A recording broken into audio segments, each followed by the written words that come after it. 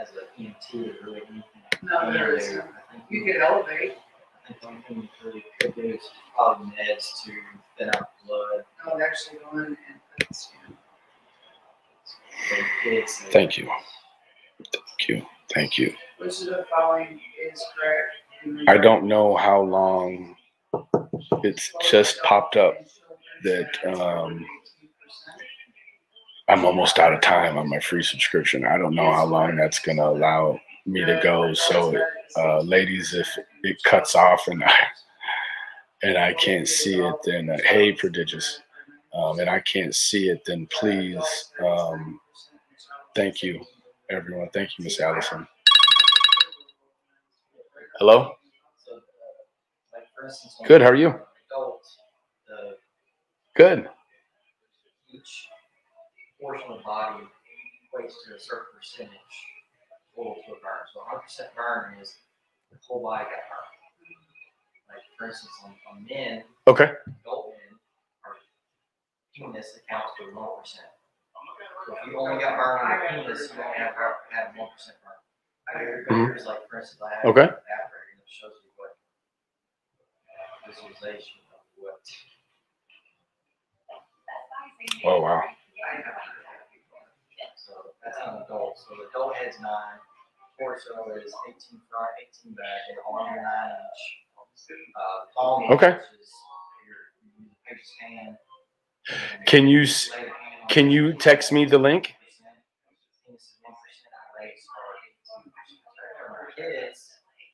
Okay, hold on. What? Okay. Come on over. I've got the live stream up now.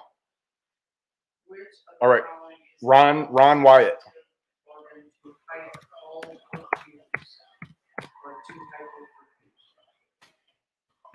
Okay.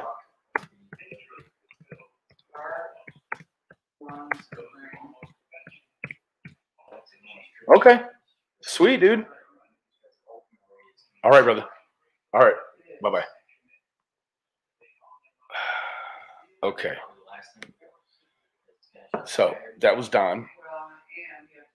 Don is going to get better reception. So what I need you to do is, if this stream is interrupted because I'm a cheapskate, please someone text me and let me know, and we're going to have to jump over to the restream. So hopefully we can squeeze this in.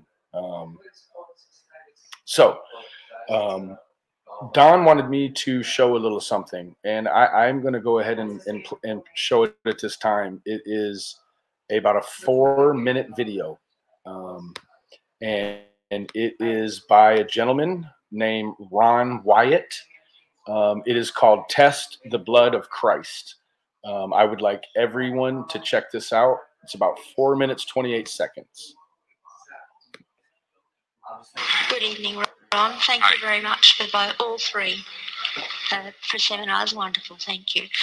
My question is that you said that you had the blood of our Lord examined by the Israelis. That's correct. What was their determination of that?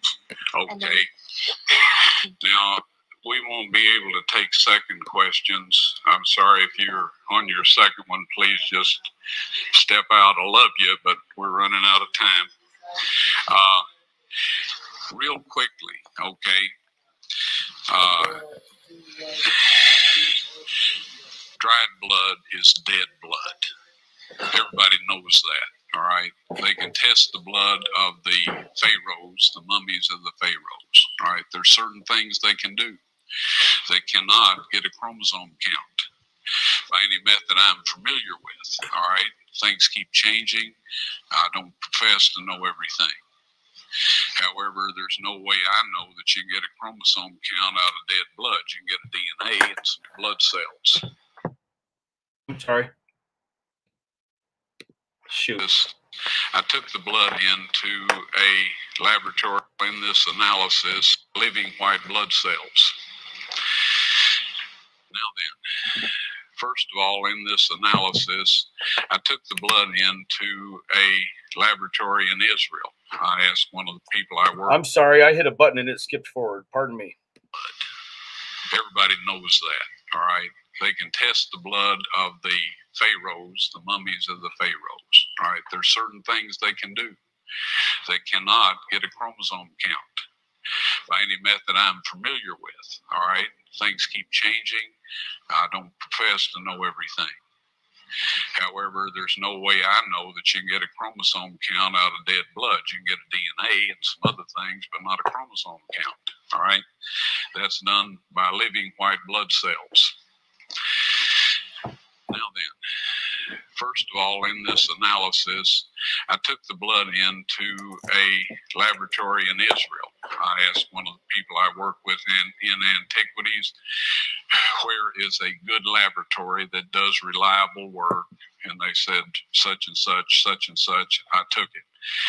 I just said, please examine this blood and tell me what you can tell me about it. All right. They said, well, look, we're going to reconstitute it. We're going to put it in normal saline and keep it at body temperature for 72 hours with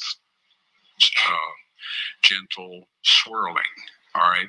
That's their business. That's great. I said, now I want to be there when you check it out. They said, fine. So I was back. They checked it out. I said, now, they said it's human blood. We can tell that. They did whatever tests they need to do. And then I said, take some of the white blood cells and put them in a growth medium and keep them at body temperature for 48 hours. And they said, well, that'll do no good because it's dead blood. I said, would you please do that for me? And they said, okay, we'll do it. So anyway, I said, I want to be there when you take it out and examine it. So I was back there. They took it out, examined it under a microscope, and the one technician called the other one over there, and then they called the boss over there, and they were talking Hebrew a mile a minute there for a little bit. And they looked at me and they said, Mr. Wyatt, this human blood only has 24 chromosomes in it. Everybody else has 46. You see, 23 from your mother, 23 from your father, 22 autosomes from your mother, 22 autosomes from your father. You get an X from your mother, you may get an X or a Y from your father, all right? This blood had 23 chromosomes from the mother's side, one Y chromosome only. You see, a child could not have developed if they hadn't had the autosomes from the mother. So all of his physical characteristics were determined by his mother's side of the family, her autosomes. His maleness was determined by this one Y that came from the source, not a human male. Then they said, this blood is alive. And then they said, whose blood is this?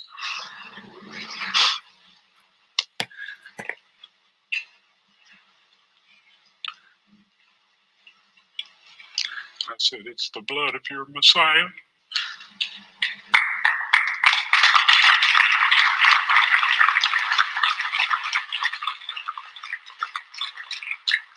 And I assure you, those men's lives have changed.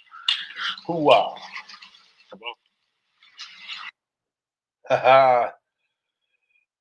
Right? That's stiff. So that was a request by Mr. Wells. Now, everyone ready to go?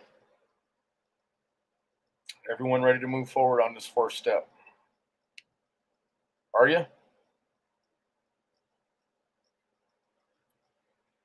Are you? Are you? So, yeah, it's serious stuff. That's real.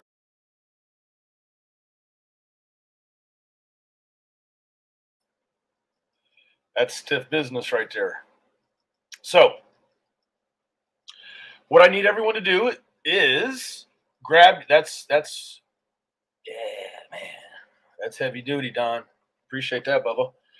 So, what I want everyone to do, grab your pens and your pads, right? Grab your pens and your pads. Grab your pens and your pads.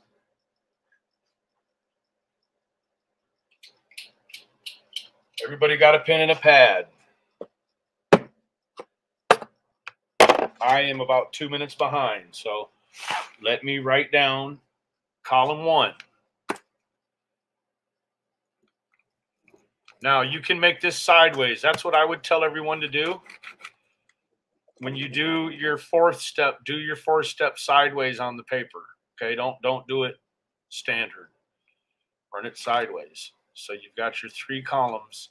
And you're going to probably, if you're like me, if you're an addict and an alcoholic like me, you're going to need many pieces of paper.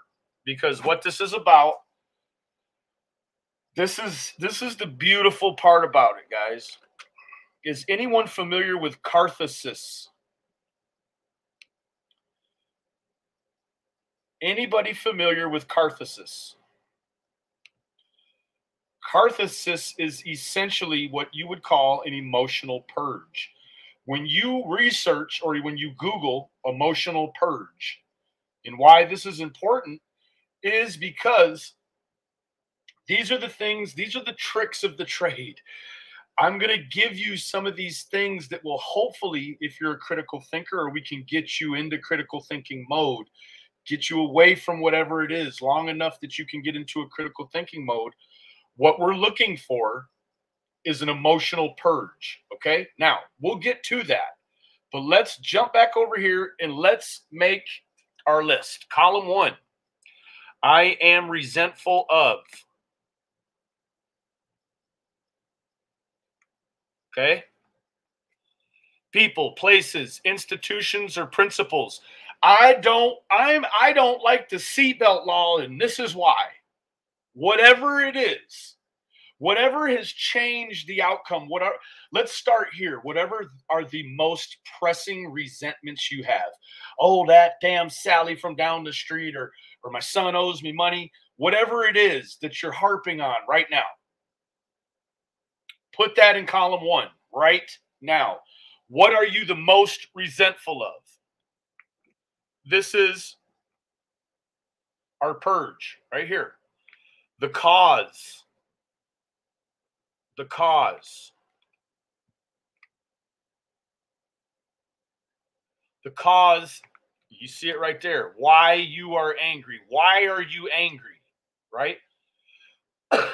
And then the effect. How it affects your normal everyday life. Okay? Whether it be your self-esteem, your security, your ambition, personal or sex relations, fear, you're going to put any or all of those, if they apply, to each respective column. Okay? Now, let me move back over here. Let me give you unresolved resentment in my life. I haven't made amends for it yet. I've prayed about it, and this is an example. So, a lot of you may know I am in the music business, and allegedly, about 4 years ago, somebody gave me about $1,000 or $2,000 worth of studio equipment while I was under the influence of Xanax and a heavy dose. And allegedly, this person gave me a microphone and an interface, and I went to another studio and either left it there or it was taken or whatever. But I completely do not remember anything about someone giving me some equipment over here to, can't even remember. But the deal was I was resentful to my brother-in-law because he gave me studio equipment when I was high, and I lost, misplaced, whatever, got it stolen. And when I got home and he asked me about the equipment and how did it work or this, that, or the third, I may have been troubleshooting something. And I'm like, what are you talking about? And he's like, dude, I just gave you all this shit last night or whatever night before. And I'm like, dude, whatever, bro. You wouldn't send me away in that state with shit like that. And he's like, oh, I didn't know you were in that state, kind of deal, you know? And so because I was in my addiction, quite naturally, immediately I'm resentful towards brother-in-law. And the cause is, why am I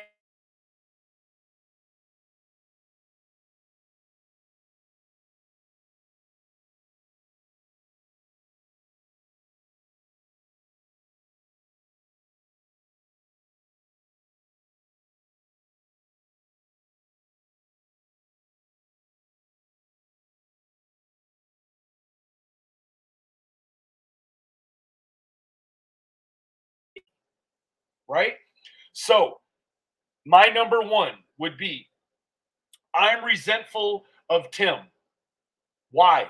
Because Tim is mad at me because I lost some studio equipment while I was high on Xanax. How it affects me. It does. When you're sober and you've sort of, you've curtailed all of this behavior, hopefully, right? You get to the column 3 and you're step 4 and you're like, how does me being mad at Tim because he gave me studio equipment and I fucked it off, right? How did that affect me, right? And so what you're going to see is you're going to start seeing that you have a list of resentments, and they are crazy. Usually you're batshit crazy about why you're truly, if you're doing this, the fearless searching moral inventory, these 1, 2, and 3, all these columns will sound absolutely ridiculous to you, right? I'm resentful at someone else because they gave me some studio equipment, and I'm mad because I lost it or misplaced it or somebody stole it from me. I have no recollection of what happened, and I'm mad at him because he gave it to me and he was holding me accountable. And so what did that affect? Essentially, it affected my self-esteem for sure, because now I'm like, well, shit, I'm not a trustworthy friend. I don't do Xanax, and the one time I do some Xanax, somebody hands me a whole bunch of shit and I lose it. My ambitions absolutely curtailed my ambition to do any music with that individual, because now, in order to make this right, I've got to come up with all of the studio equipment to replace it just the way it was, and I'm in my addiction. So that's probably not going to happen, right? So it absolutely affected my self-esteem, my security, my ambition to go further in that relationship, whether it be musically. I mean, hell, we were brother-in-laws for 10 years, right? So that was a pretty heavy one to fuck off, right? It absolutely affected my personal relationship with him, and people around us in the same music circle. And did it instill a fear? I would say that it most certainly instilled a fear that I no longer had control of myself. And that, yes, it became fearful to think of myself as someone in a light that was not responsible any longer. That I prided myself on handling other people's equipment like it was mine. I treated it like it was mine. Even in my addiction, I treated it like it was everything. So for me to now be in a headspace where I'm now mad at myself because someone else lent me something that I wasn't, you see how all of that translates into the reason why we are here on step 4 right now. And let me tell you what, please guys, go ahead and fill out your first. Fill that out. Fill out your number 1. Name the most resentful person, place, institution, principles. I mean, hell, there's going to be some of us maybe that are going to be mad at the penitentiaries. We're resentful at a penitentiary. Why? Because they put us in a situation where we got abused. That's why I'm angry. Well, how did that affect me? It affects all of those, you know, other than sex relations, right? Maybe something that happened in prison affected your self-esteem, your security, your ambition, how you interact with other personal, personal spaces with people, and your fear complexes, right? Now, when you put all that together and then you read it backwards, frontwards, middle to front, middle to back, whatever, you're going to see how absolutely fucking insane, pardon my French, how absolutely insane our resentments typically are when they are formed in and around and not excluding our addictions, right? We are relationship terrorists when we are in our addictions. Even if it's here on YouTube, if we are just so addicted to what happens here on YouTube that we no longer can, curtail our emotions in order to keep it, humane most of the time, right? I fall into that every day, every hour. I'm going to see something here that just beckons my thumbs to answer the call to duty, right? I draft my thumbs into service every day dealing with this damn YouTube, right? So we're here. Step 4. Are we understanding? Are we understanding here?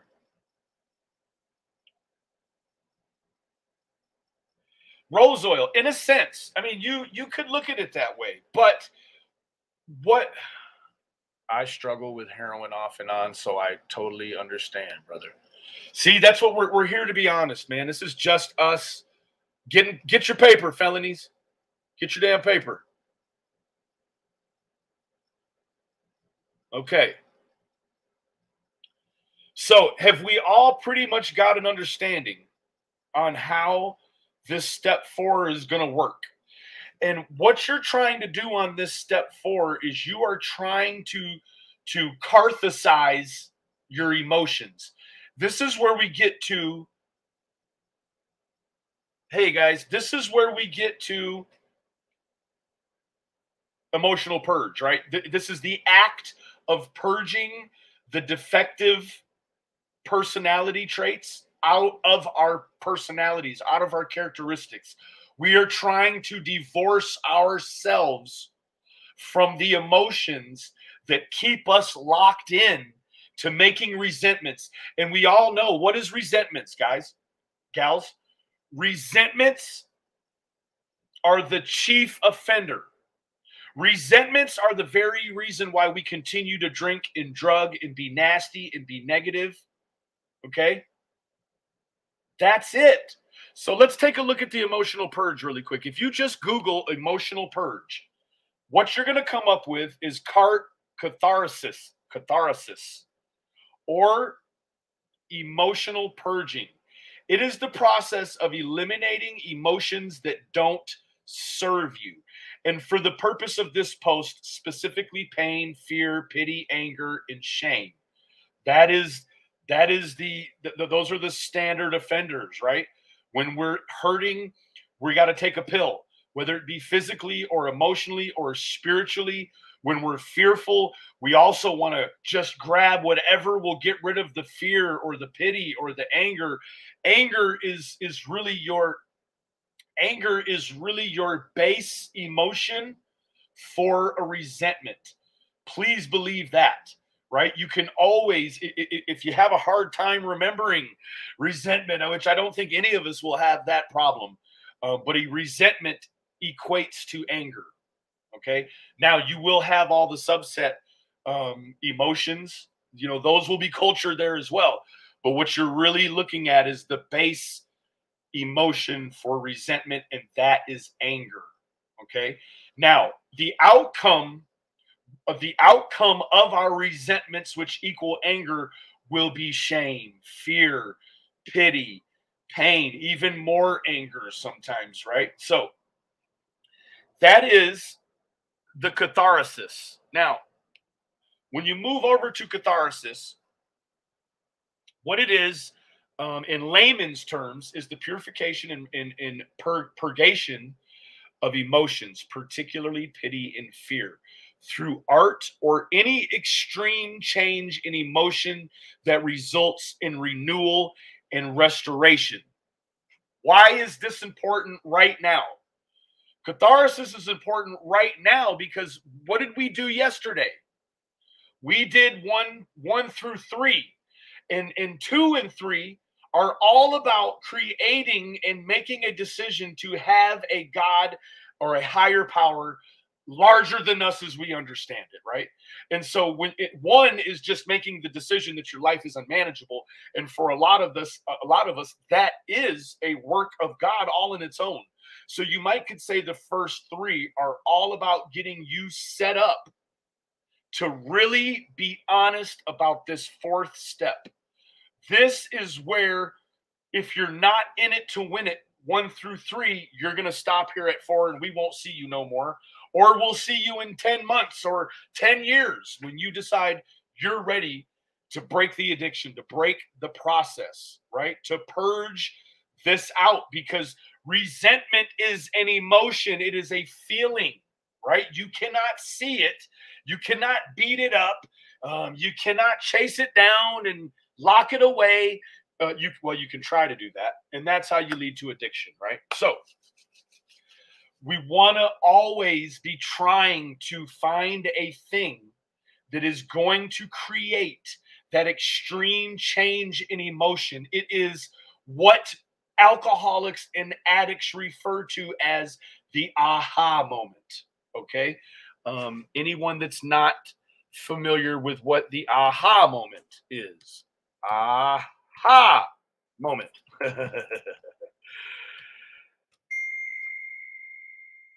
Aha moment is a moment of sudden insight or discovery, right? That does not have to be tragic.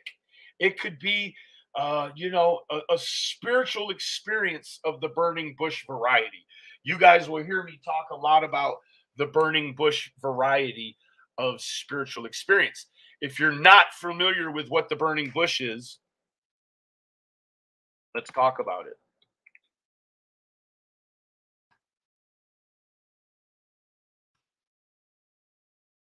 The burning bush was a supernatural phenomenon described in the 3rd chapter of the book of Exodus. Okay? What did God say about the burning bush? When the Lord saw that he had gone over to look, God called to him from within the bush, Moses, Moses. And Moses said, "Here I am. Do not come any closer," God said. That's what you're going to call, that's what we're calling the burning bush variety, right? The burning bush variety is for us, very fortunate ones that have seen what we would believe or interpret to be God, what we could also categorize as a miracle, right? So, burning bush variety, when you guys hear me talk about burning bush variety, you're automatically thinking of Moses in the burning bush, right? So that is where, you're like, God, show me a sign. And then he paints it in the clouds. This is what you need to do, right? That is your burning bush variety. So bearing all these things in mind, we want to, let me show you another one. This is something that I really wouldn't suggest if you're not emotionally intelligent. Emotional flooding. Emotional flooding is a form of psychotherapy that involves attacking the unconscious and or subconscious mind to release repressed feelings and fears. Many of the techniques used in modern emotional flooding practices have roots in history, some tracing as far back as early tribal societies. So, kind of the way that I interpret emotional flooding is let's say, for instance, we're going through a breakup, okay?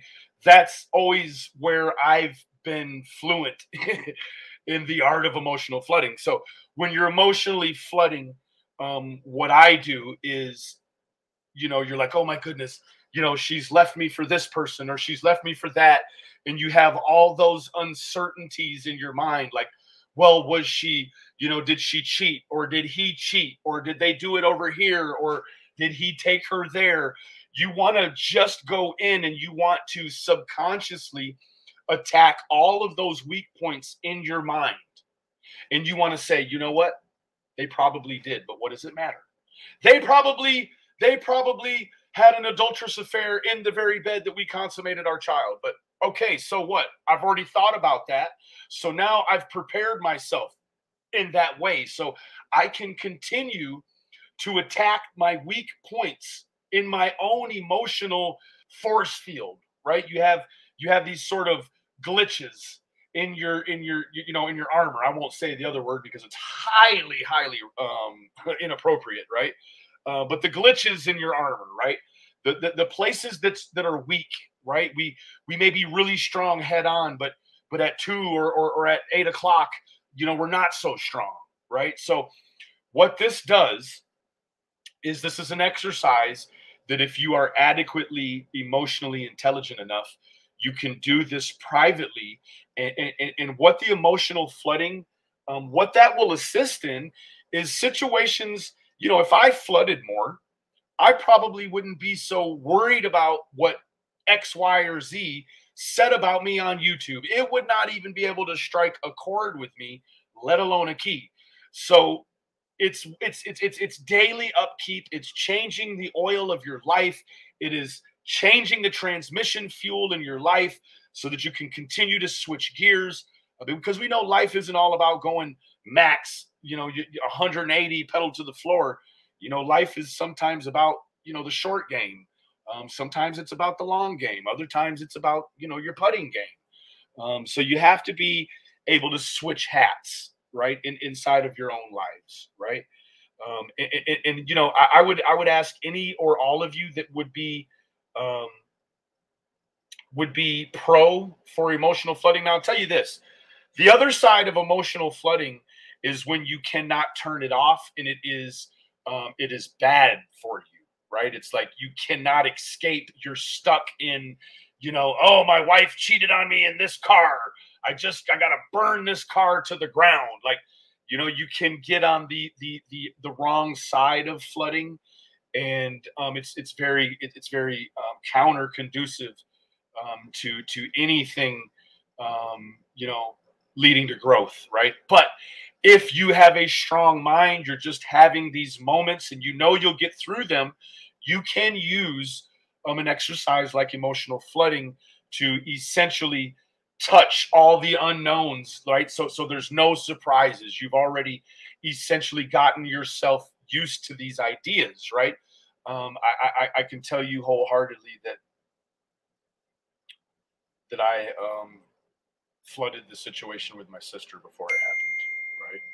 And you get to those scenarios where you've flooded a scenario while it's still active, and then once it becomes inactive, you've essentially already done the grieving and the hard part, right? And not to say, see, in life, gals and guys, in life, when you're trying to mourn something that's still there, it's very hard if you're not all the way intact with your emotions, because what you end up doing is you think you're being proactive initially in the beginning stages, but what you quickly come to realize is that on a short enough time scale, you can see that what you are actually doing, if done incorrectly, is you are eluding yourself to a situation where you grieve twice or multiple times for the same situation. So that's not really, Molly just gave your number to everyone.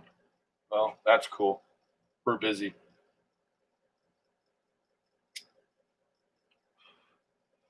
Moving forward, I no longer want to hear any.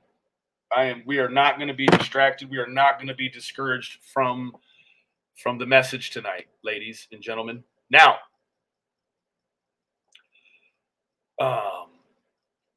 Yeah, it's lame. Oh, well. Thank you, Molly. You're making my channel really pop with the people that want to get away from you. Right?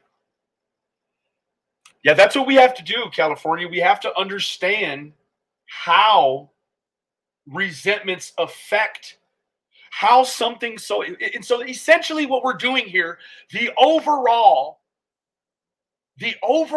goal of this program is, one, to get you in touch with your spiritual higher power. That's before even you stop drinking.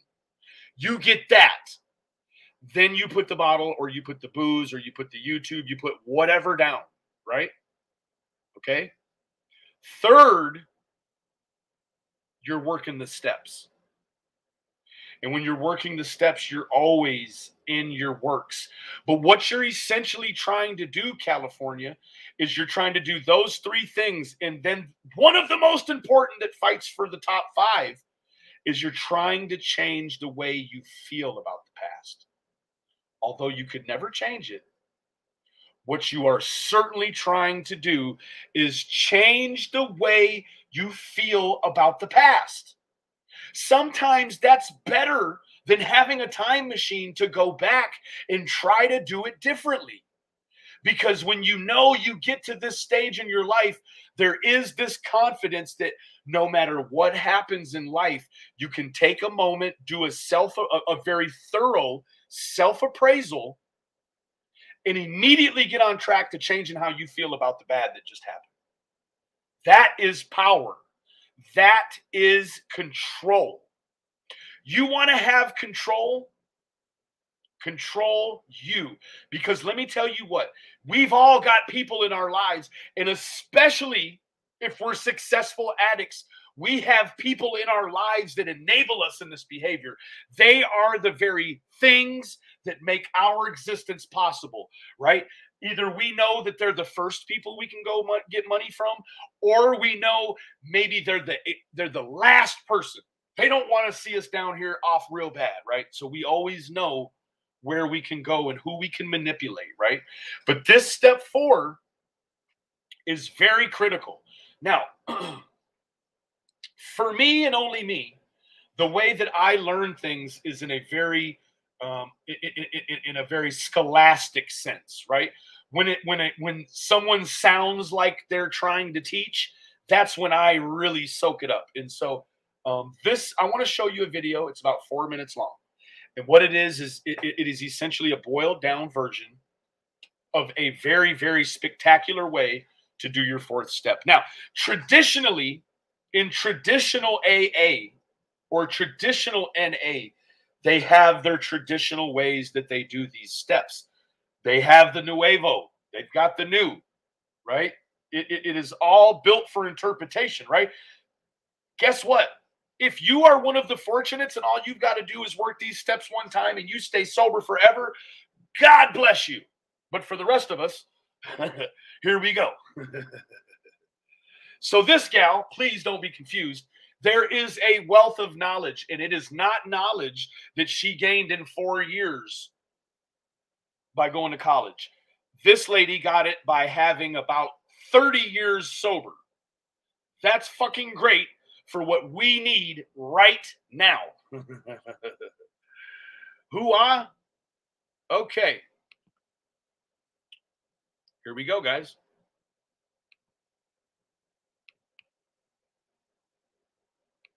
Doesn't she just looks like she's got a lot of time sober?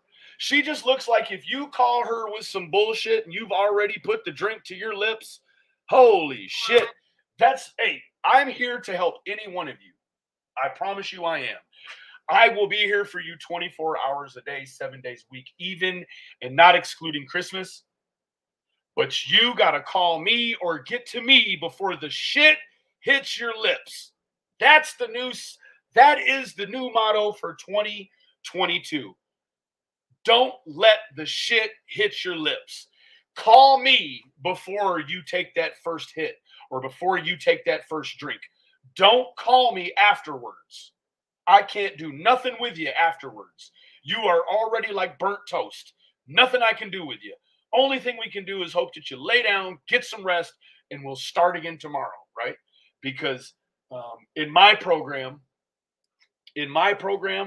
relapse is not part of the program. Relapse signifies that you didn't do the program right the first time, and that if you find yourself in relapse shoes, you need to go back to the end of the line and start over again. You relap, not relapse. You relapped, right? You fucking lapped over and found yourself in those same ugly, unpredictable, powerless, controlless, sometimes losing our freedom situations that are beyond comparison, right?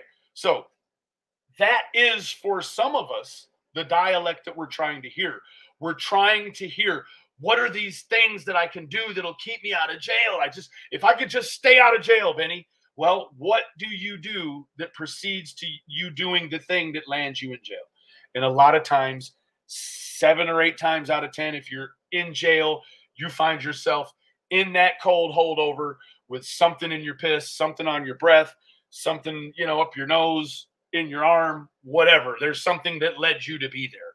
So give me 3 minutes of your time, and I want you to really, really, really soak in what this beautiful young lady has to say. My name is Joy. I'm an alcoholic, and my sobriety date is August 29th, 1974. We're here today to review the 4th step. These are suggestions that are right out of the big book of Alcoholics Anonymous.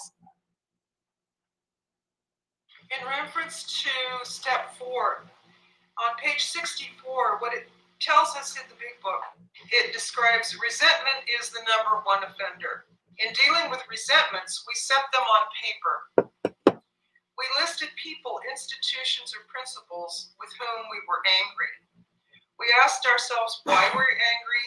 In most cases, it was found that our self-esteem, our pocketbooks, our ambitions, and our personal relationships, including sex, were hurt or threatened. So we were sore, we were burned up. On our grudge list, we said opposite each name our injuries. Was it our self-esteem, our security, our ambitions, our personal or sexual? This is a base template paper that you will get from any great sponsor. If anyone's not familiar with who a sponsor is, let me tell you right now, guys, you can go look up any AA, and you can go in and you can sit at the head of the table, or you can ask somebody. Most of the time when you walk into these establishments, they know that you need help immediately anyways, and so there is a concierge of sorts. They will walk you in, they will get you familiar, they will give you a packet with a number of people in the program, in that place you are at, or in the network, that will always be available before you put the shit to your lips.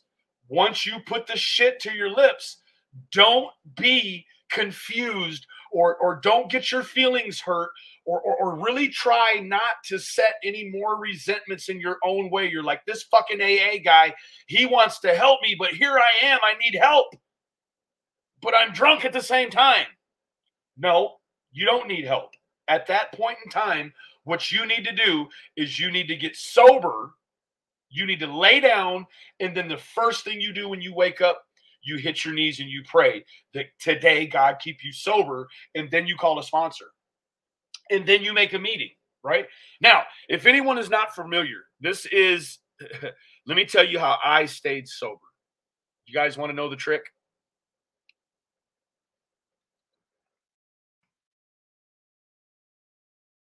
$90 and $90. That's the only way. That is the way that you recondition and you catharsize all of those things out of your life in an emotional purge. It is often known as 90 and 90. It is the practice of attending a meeting of Alcoholics Anonymous every day for 90 days in a row is a common suggestion for a newcomer to AA. A newcomer is typically newly sober and requires significant support to remain sober. Okay? What that means is if you find yourself at lunch and you can make it to a meeting, fucking make it. If it's 8 o'clock, the dishes are done, the kids are fed, the kitchen's clean, and you've got an hour to burn and you feel like, well, shit, I can either go to a meeting or I can get fucked up. Go to a meeting. But let me tell you what, hold yourself accountable, because just because you made a noon meeting and an 8 o'clock meeting doesn't mean you've made 80, you got 88 more to go. It means you have 89 more to go. It doesn't matter if you go 10 times a day. It is going every day for 90 days. That's how you pound this into yourself. You have to look at it like, if you have another drink, you're throwing it all away. Okay? Now, let me get back over here to the chat. March 15th, 1982. Holy shit. That would make 38 years. I know that because I was born on March 15th, 1979. 33 years. Or 40. You know where I'm at. I suck at math just like TM.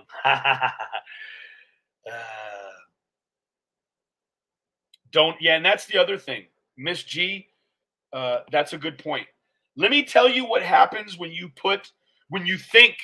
believe you've put your addiction into remission. Let me tell you what's actually happened. You have put a monster behind a door and you've just got your foot pressed against it like this. And let me tell you what, that addiction is in there doing push-ups, doing pull-ups, doing squats, doing crunches. It is getting stronger and more uncontrollable every second that you put that addiction in that closet and you don't deal with it. Because as soon as you try to crack that door, guess what?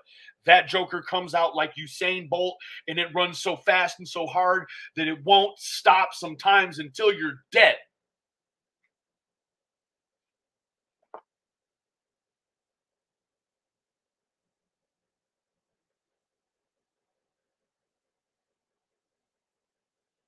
Somebody get rid of Lady May. I'm not interested in your propaganda, madam. That gentleman is a sodomite. So,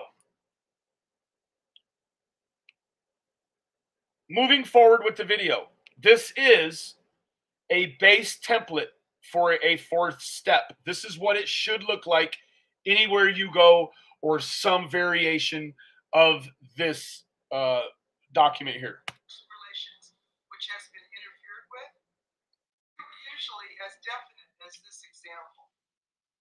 And in the example that it shows in page 65, you will find on the paperwork that we've added to this DVD. Fear is probably the touchstone of our disease, whether you're codependent, a foodaholic, an alcoholic, or any other person in recovery. Fear is the touchstone of every single problem we have, and it drives us into so many situations and destructive behavior that fears are very, very important to identify. Now, she's absolutely correct. When I speak in terms of resentments, for me, my base emotion for resentment is anger. For her, it is fears. For you, it may be something completely different or all of them, right? This resentment ultimately is how the accumulation of all of your emotions funnel into one action, or one rather reaction, right? And you're going to see that this is such a duplicity. When we make out our resentment list and we have thoroughly done a self-appraisal, a self-moral inventory in front of the God that we just appointed in step 3, right? So now we're doing this list. It's not by accident that it's designed this way. It's designed, step 1, you are submitting to the idea that your life has become unmanageable, right? Number 2, you believe that a belief in a higher power could restore you to sanity. 3, make the choice, right? Make the choice to cultivate a relationship with a higher power of your understanding. And then number 4, which is do a searching and fearless moral inventory. Okay. Because we all have, we're all human. And I myself would compare myself to other people. And I would say, they don't look fearful. And inside, I felt terrified. I felt like 12 years old in an adult situation. And I had to remember that when I started drinking, I was barely 13, 14 years old. And so I believe that alcohol stunted my emotional growth. There you go. When we're not worried about being a part of the general society, the general, schematic of life, when we're not worried about taking part in those things, we got our head in a pipe, or we got our nose in a straw. I said it right. You got your nose in a straw, right? Or you're somebody's holding your hair while you're puking, right? While you're doing all of these things, what you're actually doing is a multi-edged damage to yourself. What you're doing is all the time that you should be going through life's regular, general, tragic, ups and downs, right? While you're going through the ups and downs of life, you're supposed to be taking notes. You're supposed to be looking for landmarks. You're supposed to be trying to remember your way back, right? Now, when you got your head in the pipe or the bottle or the YouTube all the time, those experiences that you would normally have at an equivocal time, right? So she's saying at 12 or 13, you need to be having 12 or 13-year-old problems, not drinking to escape your 12 or 13-year-old problems and then doing that for the next 20 years. So, but by the time you're 35 or 33, 34, 35, you now have still the emotional intelligence of a 12 or a 13-year-old child. You're able to go to a liquor store, you're able to buy a gun, you're able to vote, you're able to do all the good shit. But you are no more emotionally intelligent or available than a 12 or 13-year-old because you have stunted your emotional growth. You have burnt years worth of brain cells, right? Some of us that have really been on the shit for a long time, whatever it is, we got to know that we've burnt up brain cells that were supposed to be available to be burnt up when we get older, right? So we start putting things into a perspective about our health, right? And our physicalities, not only just our stunted mental growth, right? For a long period of time, and when I got sober at 23, I still felt like that 12-year-old inside. And everybody had emotionally grown up but me. So I had a lot of growing up to do. Put a 1 in the chat if that sounds like anybody here. Are you a 30 or a 40-year-old who still behaves like a teenager? I know I do sometimes. Doing this program, and it was a long pain. I do it all the time. In fact, I'm 42 years old, and because I drugged and drank for 22 years of my life, a lot of times I'm still operating at a 17 or 18-year-old emotional intelligence level. What that leads you to believe that as a 42-year-old man available to do all the things a 42-year-old man can do legally, you're only interacting with your life and your emotions on an 18-year-old level.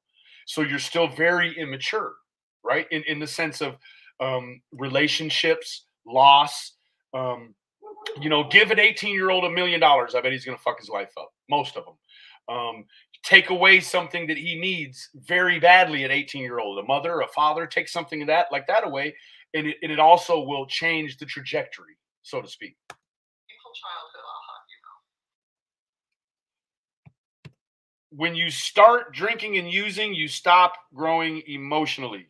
You've got your four columns of your inventory, 3 columns of your fears, and you boom. Now, here's the other portion of the document here that we need.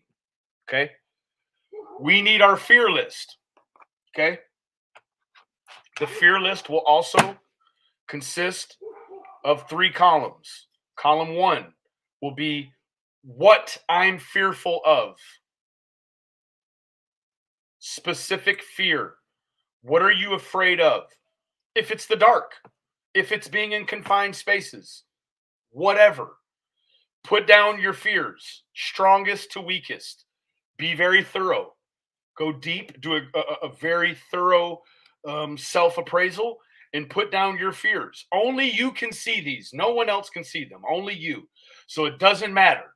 It's you already know them. You just need to see them written down like this. Why do you have these fears is column 2. The what, when, and how. Okay? Now, column 3 is what essentially how you get around 1 and 2 with a real world solution. Now, this is where you could ask for outside help. If you just can't figure out what your, or maybe you know what your fear is, but you don't know why you have them. So it is okay to ask loved ones. You don't need to tell them you're doing a 4th step and you're trying to get some insight as to why you fear the things you do. But if you don't know why you're afraid of the dark, maybe you might want to ask your mom. Maybe she would have some insight, right? That is your fear list. Very important. Then you have your sexual problem list. This is the darker side of the step 4. How this plays into all of this is via resentment, right? We ever been cheated on? What made us, we ever been the adulterer? And then at the end, someone says, oh, that's really fucked up that you did that. And you're like, well, she cheated on me first. I had to get her back. That's a resentment. Because you were not emotionally intelligent or emotionally aware enough to have worked through the problem with your spouse, what you did was compounded it, made it more sophisticated, and complicated it by doing your own, right? So column 1 is the review of my own conduct over the years past. Where was I? Sexually selfish, sexually dishonest, sexually inconsiderate. Did I unjustifiably arouse jealousy, suspicion? Have any of us ever thought like our wives were talking to someone else, and so the way that we thought we would combat that is by making our spouses feel like maybe we are cheating, or maybe we actually are cheating? There are various ways to infract upon your marriage or you know, your monogamous relationship via emotional affairs. You know, a lot of people, a lot of women say this is their work husband, or men will say this is their work wife. That is very close to being on the edge of unjustifiable arousal of jealousy, suspicion, bitterness. Did you ever create a situation as an addict with your spouse where they would not have sex with you so that you could continue? Because we know in relationships, sex is a currency, right? Sex is a currency. We trade with our spouses our sexual currency, and when that market is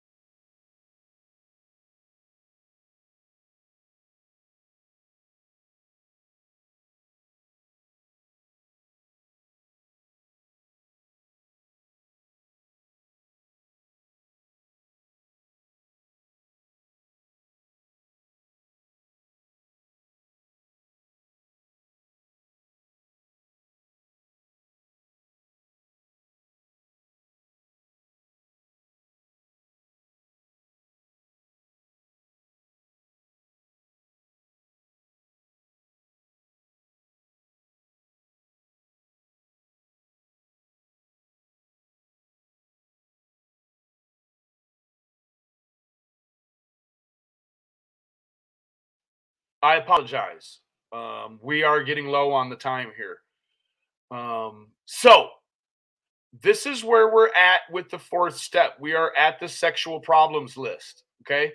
I feel like I've went through this thoroughly enough that we all understand what we need to be reviewing with the fears list, your resentment list, and your sexual problems list, right? Moving on. We got to do this quickly. Your sex inventory.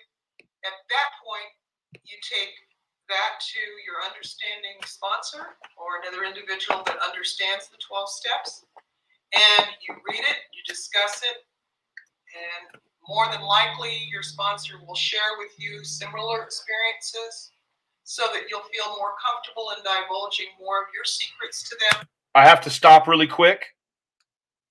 There is an Amber Alert that just came out. I want to go ahead and read this. We need to read this. Child abduction in Fairview, Texas. Victim is a 14-year-old white female. Her name is Haley Giandi, who was last seen wearing a gray sweatshirt and camouflage leggings. If you have any information, please contact the Fairview, Texas police. Child abduction alert. Moving forward.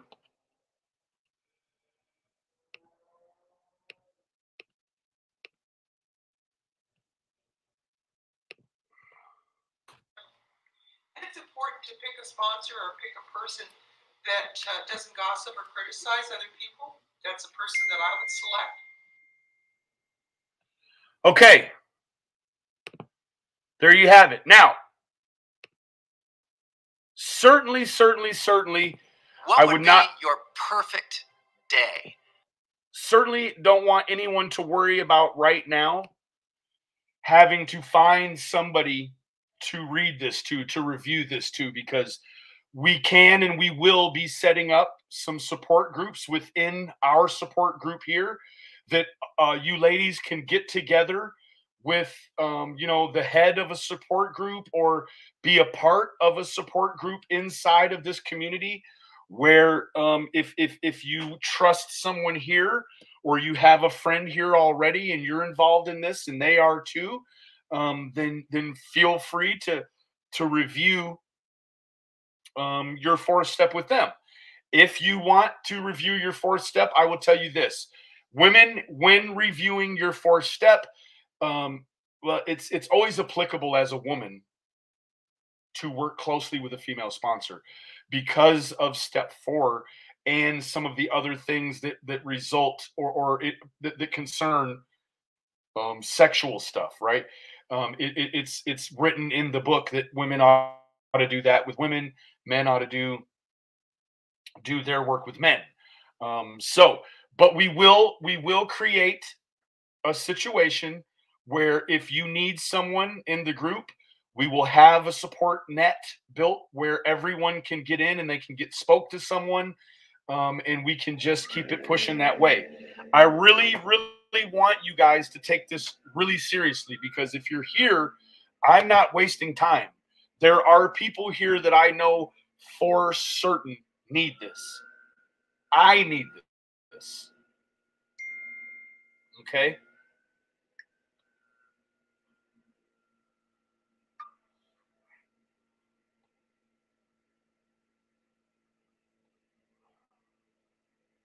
Now, does everyone feel comfortable with the way that the steps are supposed to look? 3 lists, ladies, 3 lists.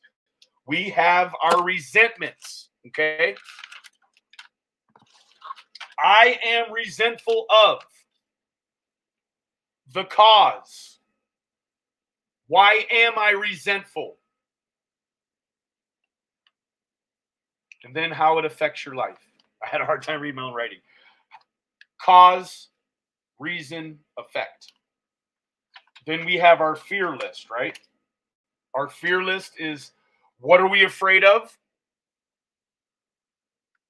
Why are we afraid of it? And what is the solution to not be afraid of it anymore? Please do it. Then we move on to the sexual problems. And I know, ladies, I know men aren't the only ones that are sexually defunct when we're addicts, right?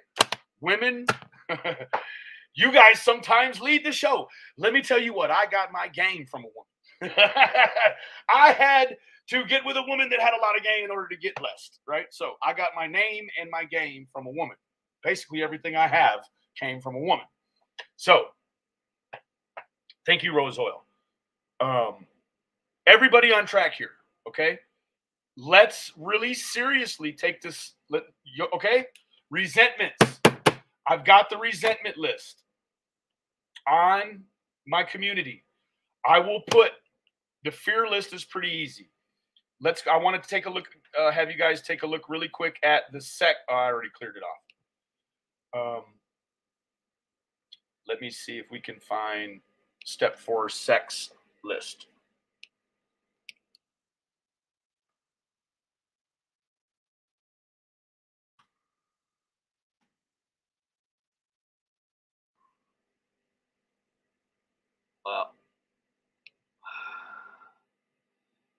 You can go to 68 through 70 in your big book if you have your big book. Let's see if they have the bracketing here. They don't. I will post it. For those of you that didn't see it, go back. You can get what your listing is supposed to look like for your sexual inventory. And there is no time constraint. Although it is something that you want to work on every single day until you go through your list and you're like, You want to get to that point on your list, even if it's hundreds. You want to get to that point in your list where you're like, okay, I can't really remember anything right now. Because as you go on, you can come back and you can add to the list. As you grow further in the next steps, things will be revealed to you. There will be other revealing moments. And so you can come back and you can write them down. The point of this is emotional purge. You're trying to remove these character defects and replace them with coping mechanisms. Okay? Now, yeah, we've got all that, Miss Robin. Yep. So, everyone, I will touch up with you first thing in the morning. Okay? Everyone start working, start working, start working. Start working. Okay?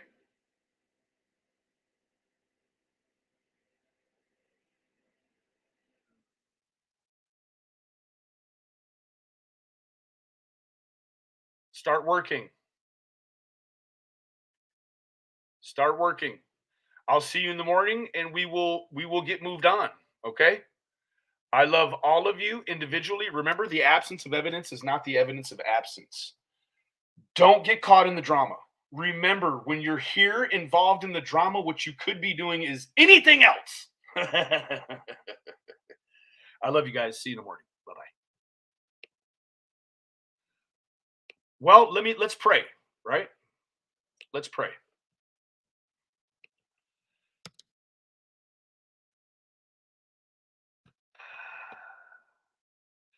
God, grant me the serenity to accept the things I cannot change, the courage to change the things I can, and the wisdom to know the difference. Hooah. I love all you guys. We'll see you in the morning.